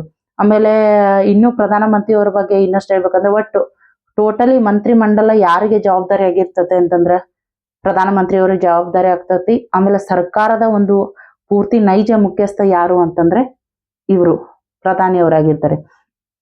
ಅಂದ್ರೆ ಭಾರತದ ಮೊದಲ ಪ್ರಧಾನಿ ಎಲ್ಲರಿಗೂ ಗೊತ್ತಿದೆ, ಜವಾಹರ್ಲಾಲ್ ನೆಹರು. ಪ್ರಧಾನ ಮಂತ್ರಿಗಳ ಬಗ್ಗೆ ಸ್ವಲ್ಪ ಹೇಳ್ಬೇಕಂತಂದ್ರೆ ಮೊದಲ ಪ್ರಧಾನಿ ನೆಹರು ಅವರು ಮೊದಲ ಪ್ರಧಾನಿ. ನೆಹರು ಅವರು ಭಾರತ ಅಭಿವೃದ್ಧಿಯಲ್ಲಿ ಹಿಂದುಳಿದ ದೇಶ ಆಗಿತ್ತು. ಅಂತವನ್ನ ಅಭಿವೃದ್ಧಿ ಹೊಂದುತ್ತಿರುವ ದೇಶಗಳ ಸಾಲಿನಲ್ಲಿ ತರಬೇಕಾದ್ರೆ ನೆಹರು ಅವರ ಕೊಡುಗೆ ಕೂಡ ಅಪಾರವಾದುದು. ಇವರು ಪಂಚಶೀಲ ನೀತಿ ಆಗಿರ್ಬೋದು, ಬೇರೆ ದೇಶಗಳೊಂದಿಗೆ ಒಪ್ಪಂದ ಆಗಿರ್ಬೋದು, CDP ಕಮ್ಯುನಿಟಿ ಡೆವಲಪ್ಮೆಂಟ್ ಪ್ರೋಗ್ರಾಮ್ ಆಗಿರ್ಬೋದು, ಇವರನ್ನ ವಿದೇಶಾಂಗ ನೀತಿಯ ಪಿತಾಮಹ ಅಂತಾರೆ. ಮುಖ್ಯವಾಗಿ ಅಂದ್ರೆ ಆಲಿಪ್ತ ನೀತಿ. ಯಾಕಂದ್ರೆ ನಮ್ಮ ದೇಶ 1947ರಲ್ಲಿ ಸ್ವಾತಂತ್ರ್ಯವನ್ನ ಪಡ್ಕೊಂಡಿತ್ತು. ನಮ್ಮ ದೇಶಕ್ಕೆ ಸ್ವತಂತ್ರ ಬಂದಾಗ ದೇಶ ಹಲವಾರು ಸಮಸ್ಯೆಗಳನ್ನ ಎದುರಿಸ್ತಾ ಇತ್ತು. ಬಡತನ ಆಗಿರ್ಬೋದು, ನಿರುದ್ಯೋಗ ಆಗಿರ್ಬೋದು. ಮುಖ್ಯವಾಗಿ ಅಂತಂದ್ರೆ ಪಾಕಿಸ್ತಾನದಿಂದ ಭಾರತಕ್ಕೆ ಬಂದಂತ ವಲಸಿಗರ ಸಮಸ್ಯೆಯನ್ನು ಎದುರಿಸ್ತಾ ಇತ್ತು. ಇವೆಲ್ಲ ಸಮಸ್ಯೆಗಳ ಮಧ್ಯೆ ಭಾರತಕ್ಕೆ ಏನ್ ಬೇಕು, ಅಭಿವೃದ್ಧಿಶೀಲ ರಾಷ್ಟ್ರ ಆಗ್ಬೇಕಾದ್ರೆ ಏನೇನ್ ಬೇಕು ಅನ್ನುವುದನ್ನ ಇವರ ಪ್ರಧಾನಿಯಾಗಿದ್ದ ಅವಧಿಯಲ್ಲಿ ಹಲವಾರು ಯೋಜನೆಗಳನ್ನ ಜಾರಿಗೆ ತಂದ್ರು. ವಿದೇಶಾಂಗ ನೀತಿಯೊಂದಿಗೆ ಒಪ್ಪಂದವನ್ನು ಮಾಡ್ಕೊಂಡ್ರು. ಪಂಚಶೀಲ ತತ್ವವನ್ನು ತಂದ್ರು. ಆಮೇಲೆ CDP ಕಮ್ಯುನಿಟಿ ಡೆವಲಪ್ಮೆಂಟ್ ಪ್ರೋಗ್ರಾಮ್ ಅಂತಂದ್ರು. ರಸ್ತೆಗಳ ಅಭಿವೃದ್ಧಿ ಆಯ್ತು. ಇವರ ಅವಧಿಯಲ್ಲೂ ಸಹಿತ ಹಲವಾರು ಇದನ್ನ ಕೇಳಿದ್ರು. PC ಎಕ್ಸಾಮ್ಗಳಲ್ಲೆಲ್ಲ ಕೇಳ್ತಾರೆ ಭಾರತದ ಮೊದಲ ಪ್ರಧಾನಿ ಯಾರು ಅಂತ ಹೇಳಿ. ಹಾಗಾದ್ರೆ ಭಾರತದ ಮೊದಲ ಮಹಿಳಾ ಪ್ರಧಾನಿ ಇಂದಿರಾ ಗಾಂಧಿ ಅವರು. ಇಂದಿರಾ ಗಾಂಧಿ ಅವ್ರ ಬಗ್ಗೆನೇ ಒಂದು ವಿಡಿಯೋ ಕೂಡ ಮಾಡ್ಬೋದು. 1 ಅವರ್ದ ಅಷ್ಟೊಂದು ಕಾರ್ಯವನ್ನು ಇವ್ರು ಮಾಡಿದ್ದಾರೆ. 20 ಅಂಶಗಳ ಕಾರ್ಯಕ್ರಮ ಆಗಿರ್ಬೋದು, ಆಪರೇಷನ್ಸ್ ಇವರಲ್ಲಿ ನಡೀತು. Operations smiling Buddha, operation blue star ಕಾರ್ಯಾಚರಣೆ ಆಗಿರ್ಬೋದು, 20 ಅಂಶಗಳ ಕಾರ್ಯಕ್ರಮ ಆಗಿರ್ಬೋದು. ಮುಖ್ಯವಾಗಿ ಅಂದ್ರೆ ಬ್ಯಾಂಕುಗಳ ರಾಷ್ಟ್ರೀಕರಣ ಆಗಿರ್ಬೋದು. ಇವರ ಒಂದು ಅವಧಿಯಲ್ಲಿ ಹಲವಾರು ಒಂದು ನಡೆದು.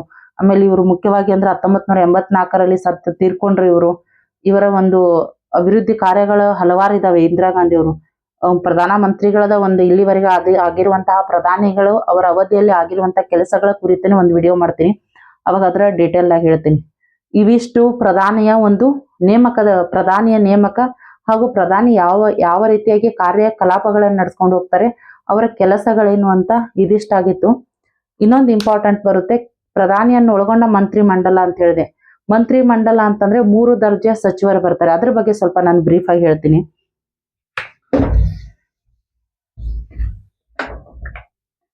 ಮಂತ್ರಿ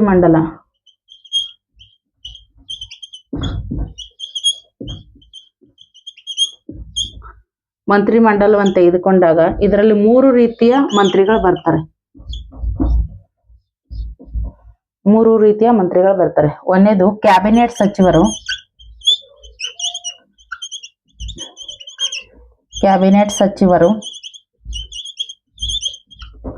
ಎರಡನೇದು ರಾಜ್ಯ ಸಚಿವರು.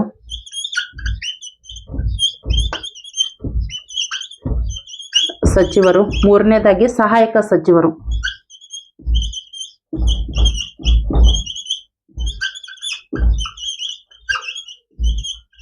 ನಮ್ಮ ಒಂದು ಮಂತ್ರಿ ಮಂಡಲದಲ್ಲಿ ಈ ರೀತಿಯಾಗಿ ಸಚಿವರ ಅಥವಾ ಮಂತ್ರಿಗಳನ್ನ ಡಿವೈಡ್ ಮಾಡ್ತಾರೆ. ಈ ಕ್ಯಾಬಿನೆಟ್ ಸಚಿವರಿಗೆ ಇನ್ನೊಂದು ಹೆಸರಿದೆ, ಸಂಪುಟ ದರ್ಜೆಯ ಸಚಿವರು ಅಂದ್ರು ಒಂದೇ. ಸಂಪುಟ ದರ್ಜೆ. ಮುಖ್ಯವಾಗಿ ಅಂದ್ರೆ ಕ್ಯಾಬಿನೆಟ್ ಸಚಿವರಿಗೆ ಒಂದು ಉನ್ನತವಾದ ಒಂದು ಅಧಿಕಾರವಿದೆ. ಯಾಕಂತಂದ್ರೆ ಈ ಕ್ಯಾಬಿನೆಟ್ ಸಚಿವರಾಗಿ ನೇಮಕವಾಗಬೇಕು ಅಂತಂದ್ರೆ ಅಪಾರವಾದ ಆಡಳಿತದ ಮತ್ತು ರಾಜಕೀಯ ಅನುಭವವನ್ನು ಹೊಂದಿರುವವರನ್ನ ಕ್ಯಾಬಿನೆಟ್ ಸಚಿವರನ್ನಾಗಿ ನೇಮಕ ಮಾಡ್ತಾರೆ. ಮುಖ್ಯವಾಗಿ ಇಲ್ಲಿ ಆಡಳಿತದ ಅನುಭವ ಅನ್ನೋದಕ್ಕಿಂತ ಪ್ರಧಾನಮಂತ್ರಿಯ ನಂಬಿಕೆಗೆ ಮತ್ತು ವಿಶ್ವಾಸಕ್ಕೆ ಯಾರು ಅರ್ಹರಾಗಿರ್ತಾರೋ ಅಲ್ಲಿ ಅವರನ್ನ ಕ್ಯಾಬಿನೆಟ್ ಸಚಿವರನ್ನಾಗಿ ನೇಮಕ ಮಾಡ್ತಾರೆ. ಇದು ಟೋಟಲಿ ಡಿಫೆಂಡ್ ಯಾರ ಮೇಲೆ ಇರ್ತದೆ ಅಂದ್ರೆ ಪ್ರಧಾನಿ ಮೇಲೆ ಇರ್ತದೆ. ಯಾಕಂದ್ರೆ ಮಂತ್ರಿ ಮಂಡಲದ ರಚನೆ ಯಾರ ಸಲಹೆ ಮೇರೆಗೆ ನಡೀತೈತಿ ಅಂತಂದ್ರೆ ಪ್ರಧಾನಿಯವರ ಸಲಹೆ ನಡೀತೈತಿ. ಸೊ ಪ್ರಧಾನಿಗೆ ಯಾರಿಗೆ ರಾಜಕೀಯ ಆಡಳಿತದಲ್ಲಿ ಹೆಚ್ಚು ನುರಿತ ಅನುಭವಿ ವ್ಯಕ್ತಿ ಇದ್ದಾರೆ, ಪ್ರಧಾನಿಗೆ ಒಂದು ನಂಬಿಕೆಗೆ ಯಾರು ಅರ್ಹರಾಗಿರ್ತಾರೆ ಅವರನ್ನ ಕ್ಯಾಬಿನೆಟ್ ಸಚಿವರನ್ನಾಗಿ ಪ್ರಧಾನಿ ನೇಮಕ ಮಾಡ್ತಾರೆ. ಯಾಕೆಂದ್ರೆ ಈ ಕ್ಯಾಬಿನೆಟ್ ಸಚಿವರು ಅಂತಂದ್ರೆ ಕ್ಯಾಬಿನೆಟ್ ಅಥವಾ ಸಚಿವ ಸಂಪುಟ ದರ್ಜೆ ಅಂತಂದ್ರೆ ಒಂದು ಉನ್ನತವಾದಂತ ಖಾತೆಗಳನ್ನ ಒಳಗೊಂಡಿರ್ತದೆ. ಫಾರ್ ಎಕ್ಸಾಂಪಲ್ ಗೃಹ ಆಗಿರ್ಬೋದು, ಗೃಹ, ರಕ್ಷಣೆ, ವಿದೇಶಾಂಗ, ಕೈಗಾರಿಕೋದ್ಯಮ, ಹಣಕಾಸು. ಒಂದು ದೇಶದ ಒಂದು ಉತ್ತಮವಾದ ಮುಖ್ಯ ಖಾತೆಗಳನ್ನ ಯಾವ ಸಚಿವರು ಹೊಂದಿರ್ತಾರೆ ಅಂತಂದ್ರೆ ಕ್ಯಾಬಿನೆಟ್ ಸಚಿವರು ಇರ್ತಾರೆ. ಕ್ಯಾಬಿನೆಟ್ ಸಚಿವರ ಒಂದು ತೀರ್ಮಾನದ ಮೇರೆಗೆ ಎಲ್ಲವೂ ನಡೀತಿರ್ತವೆ. ಯಾವುದೇ ಒಂದು ಚರ್ಚಿಸಬೇಕಾದ್ರೆ ಮಂತ್ರಿ ಮಂಡಲವನ್ನು ಕರಿಬೇಕಾದ್ರೆ ಅವ್ರು ಯಾರನ್ನ ಕರೀತಾರೆ ಅಂದ್ರೆ ಕ್ಯಾಬಿನೆಟ್ ಸಚಿವರನ್ನ ಮಾತ್ರ ಕರೀತಾರೆ. ಇಲ್ಲಿ ಕ್ಯಾಬಿನೆಟ್ ಸಭೆ ಕೂಡ ನಡೀತದೆ. ಪ್ರಧಾನಿ ನೇತೃತ್ವದಲ್ಲಿ ಕ್ಯಾಬಿನೆಟ್ ಸಭೆ ಕೂಡ ನಡೀತದೆ. ಇನ್ನ ರಾಜ್ಯ ಸಚಿವರು ಅಂತಂದ್ರೆ ಕ್ಯಾಬಿನೆಟ್ ಸಚಿವರಿಗೆ ಅವರ ಖಾತೆಯಲ್ಲಿ ಸಹಾಯ ಮಾಡ್ಲಿ ಇವ್ರು ಇರ್ತಾರೆ. ಕ್ಯಾಬಿನೆಟ್ ಸಚಿವರಿಗೆ ಸಹಾಯಕರಾಗಿ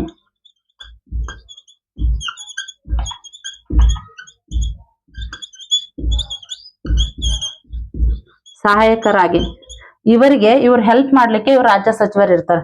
ಈಗ ಫಾರ್ ಎಕ್ಸಾಂಪಲ್ ಗೃಹ ಖಾತೆ ಇದೆ ಅಂದ್ರೆ ಗೃಹ ಸಚಿವರು, ಗೃಹ ಸಹಾಯಕ ಸಚಿವರು ಇವ್ರಿಗೆ ಹೆಲ್ಪ್ ಮಾಡ್ಲಿಕ್ಕೆ. ರಕ್ಷಣೆ ಇದೆ ಅಂದ್ರೆ ಫಾರ್ ಎಕ್ಸಾಂಪಲ್ ರಕ್ಷಣಾ ಸಹಾಯಕ ಸಚಿವರು, ವಿದೇಶಾಂಗ ಇದೆ ಅಂದ್ರೆ ವಿದೇಶಾಂಗ ಸಹಾಯಕ ಸಚಿವರು, ಕೈಗಾರಿಕೋದ್ಯಮ ಅಂದ್ರೆ ಕೈಗಾರಿಕೆಯ ಸಹಾಯಕ ಸಚಿವರು, ಹಣಕಾಸು ಸಹಾಯಕ ಸಚಿವರು ಅಂತಂದ್ರೆ ಕ್ಯಾಬಿನೆಟ್ ದರ್ಜೆಯ ಸಚಿವರಿಗೆ ಸಹಾಯಕರಾಗಿ ಯಾರು ಇದ್ ಮಾಡ್ತಾರೆ ಅಂದ್ರೆ ರಾಜ್ಯ ಸಚಿವರು ಇರ್ತಾರೆ.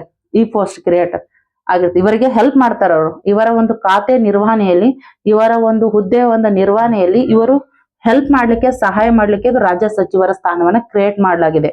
ಇವರು ಮುಖ್ಯವಾಗಿ ಇಲ್ಲಿ ಕ್ಯಾಬಿನೆಟ್ ಉನ್ನತ ದರ್ಜೆಯ ಸಚಿವ ಸಂಪುಟ ಸಭೆ ನಡೀತು ಅಂತಂದ್ರೆ, ಕ್ಯಾಬಿನೆಟ್ ಸಭೆ ನಡೀತು ಅಂದ್ರೆ ಇವ್ರು ಭಾಗವಹಿಸುವುದಿಲ್ಲ. ಇದು ಮಸ್ಟ್ ಅಂಡ್ ಶುಡ್ ತಿಳಿದಿರ್ಬೇಕು. ಕ್ಯಾಬಿನೆಟ್ ಅಥವಾ ಸಚಿವ ಸಂಪುಟ ಸಭೆಯಲ್ಲಿ ಭಾಗವಹಿಸುವಲು ಅವಕಾಶವಿಲ್ಲ.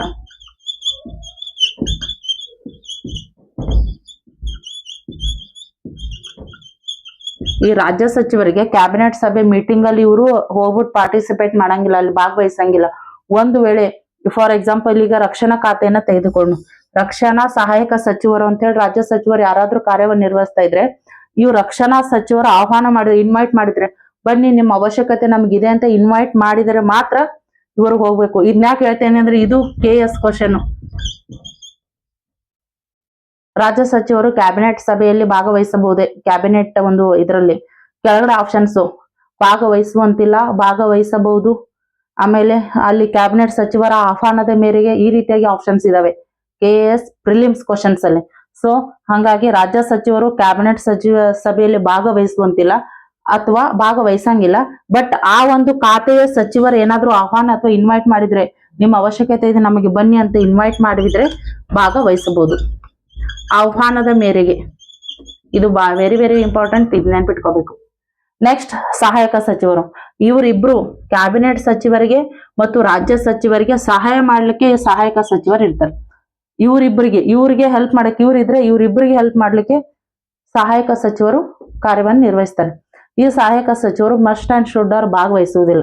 ಕ್ಯಾಬಿನೆಟ್ ಸಭೆಯಲ್ಲಿ ಭಾಗವಹಿಸ್ಲಿಕ್ಕೆ ಅವಕಾಶವಿಲ್ಲ, ಭಾಗವಹಿಸುವಂತಿಲ್ಲ.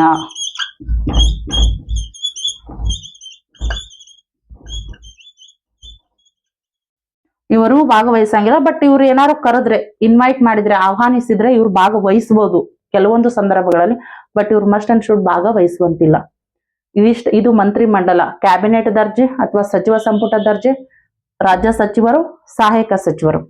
ಇದಿಷ್ಟಾಗಿತ್ತು ಇದು ಮಂತ್ರಿ ಮಂಡಲದ ರಚನೆ ಬಗ್ಗೆ.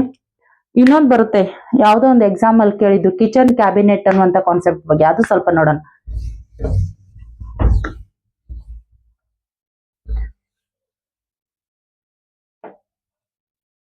ಕಿಚನ್ ಕ್ಯಾಬಿನೆಟ್ ಅಂತ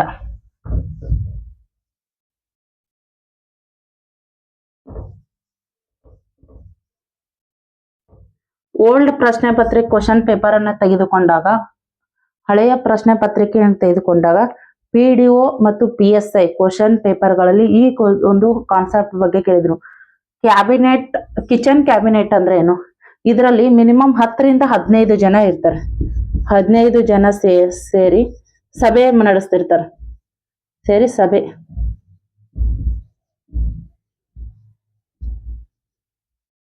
ಅಂದ್ರೆ ಯಾವ್ದಾದ್ರು ಒಂದು ತೀರ್ಮಾನವನ್ನು ತೆಗೆದುಕೊಳ್ಬೇಕಾದ್ರೆ, ಯಾವ್ದಾದ್ರು ಇಂಪಾರ್ಟೆಂಟ್ ವಿಷಯದ ಬಗ್ಗೆ ಚರ್ಚಿಸಬೇಕಾದ್ರೆ ಇಲ್ಲಿ ಕಿಚನ್ ಕ್ಯಾಬಿನೆಟ್ ಅನ್ನುವಂತ ಕಾನ್ಸೆಪ್ಟ್ ಬಂತು. ಇಲ್ಲಿ ಕ್ಯಾಬಿನೆಟ್ ಸಚಿವರು ಮಾತ್ರ ಇರೋದಿಲ್ಲ, ಹೊರಗಿನವರು, ಆಮೇಲೆ ಪ್ರಧಾನಿಗೆ ಬೇಕಾದಂತ ಫ್ರೆಂಡ್ಸ್, ಸ್ನೇಹಿತರು ಕೂಡ ಇರ್ತಾರೆ.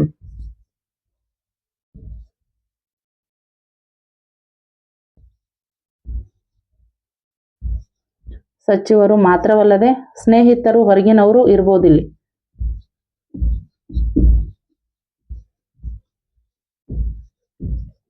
ಯಾವ್ದೋ ಒಂದು ವಿಷಯದ ಬಗ್ಗೆ ಡಿಸ್ಕಸ್ ಮಾಡೋದೈತಿ, ಕ್ಯಾಬಿನೆಟ್ ಸಭೆ ಕರೆಯೋದು ಅದು ಬೇರೆ. ಇದು ಕಿಚನ್ ಕ್ಯಾಬಿನೆಟ್ ಅಂದ್ರೆ ಇಲ್ಲಿ ಹೊರಗಿನವರೆಲ್ಲ ಫ್ರೆಂಡ್ಸ್ ಕೂಡ ಡಿಸ್ಕಸ್ ಮಾಡೋದು, ಫ್ರೆಂಡ್ಸ್, ಸ್ನೇಹಿತರು ಅವರೆಲ್ಲ ಸೇರಿ ಯಾವ್ದೋ ಒಂದು ಬಗ್ಗೆ ಡಿಸ್ಕಸ್ ಮಾಡೋದಕ್ಕೆ ಕಿಚನ್ ಕ್ಯಾಬಿನೆಟ್ ಅಂತ ಹೇಳಿ ಕರೀತಾರೆ.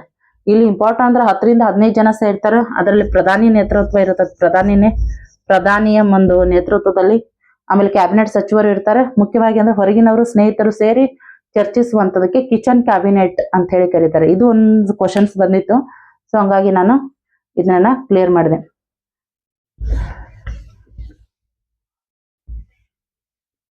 ಇನ್ನೊಂದು ಕಾನ್ಸೆಪ್ಟ್ ಇದೆ, ಕ್ಯಾಬಿನೆಟ್ ಸೆಕ್ರೆಟರಿಯೇಟ್ ಅಂತ ಹೇಳಿ. ಇದು ಹೆಂಗ್ ಕ್ವಶನ್ ಕೇಳಿದ್ರು ಅಂದ್ರೆ, ಕ್ಯಾಬಿನೆಟ್ ಸೆಕ್ರೆಟರಿಯೇಟ್ ಕೇಂದ್ರ ಕಚೇರಿ ಎಲ್ಲಿದೆ ಅಂತ ಹೇಳಿ ಕೇಳಿದ್ರು. ಸೊ ಹಂಗಾಗಿ ಇದೊಂದು ಪಾಯಿಂಟ್ ಅನ್ನ ಇಟ್ಕೊಂಡೆ. ಕ್ಯಾಬಿನೆಟ್ ಸೆಕ್ರೆಟರಿಯೇಟ್ ಅನ್ನುವಂತ ಒಂದು ರಾಷ್ಟ್ರಪತಿ ಭವನ, ಇದರ ಕೇಂದ್ರ ಕಚೇರಿ ಎಲ್ಲಿದೆ, ಇದರ ಕಚೇರಿ ಎಲ್ಲಿದೆ ಅಂತ PC ಎಕ್ಸಾಮ್ ಅಲ್ಲಿ ಕೇಳಿದ್ದು, ಓಲ್ಡ್ ಕ್ವಶನ್ ಪೇಪರ್ ಅಲ್ಲಿ. ಸೊ ಹಂಗಾಗಿ ಕ್ಯಾಬಿನೆಟ್ ಸೆಕ್ರೆಟರಿಯೇಟ್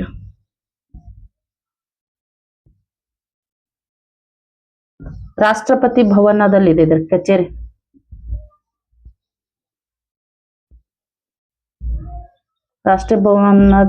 ಭವನದಲ್ಲಿದೆ. ರಾಷ್ಟ್ರಪತಿ ಭವನದಲ್ಲಿ ಇದು ಒಂದು ಕಚೇರಿ ಕಂಡು ಬರುತ್ತೆ. ಇದು ಕ್ಯಾಬಿನೆಟ್ ಸೆಕ್ರೆಟರಿಯೇಟ್ ಅಂದ್ರೆ ಒಂದು ಕಚೇರಿ ಮಾಡಿದ್ದಾರೆ, ಆಫೀಸ್, ಇದೊಂದು ಆಫೀಸ್ ಮಾಡಿದ್ದಾರೆ. ಕ್ಯಾಬಿನೆಟ್ ಸಭೆಯನ್ನು ಯಾವಾಗ ಕರಿಬೇಕು, ಯಾವ ವಿಷಯದ ಬಗ್ಗೆ ಚರ್ಚಿಸಬೇಕು, ಅದನ್ನೆಲ್ಲ ಒಂದು ಅರೇಂಜ್ಮೆಂಟ್ ಮಾಡೋದು. ಫಾರ್ ಎಕ್ಸಾಂಪಲ್ 7 ಗಂಟೆಗೆ ಮೀಟಿಂಗ್, ಕ್ಯಾಬಿನೆಟ್ ಮೀಟಿಂಗ್ ಇದೆ ಅಂದಾಗ ಆ 7 ಗಂಟೆಗೆ ಎಲ್ಲಾನು ರೆಡಿ ಇರುವಂತೆ ನೋಡ್ಕೊಳ್ಬೇಕು.